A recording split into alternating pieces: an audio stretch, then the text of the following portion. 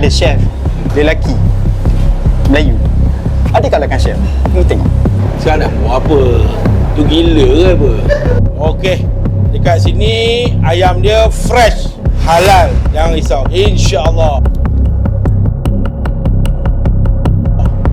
Insya-Allah.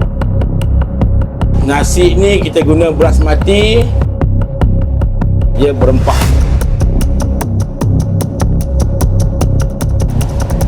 Okey.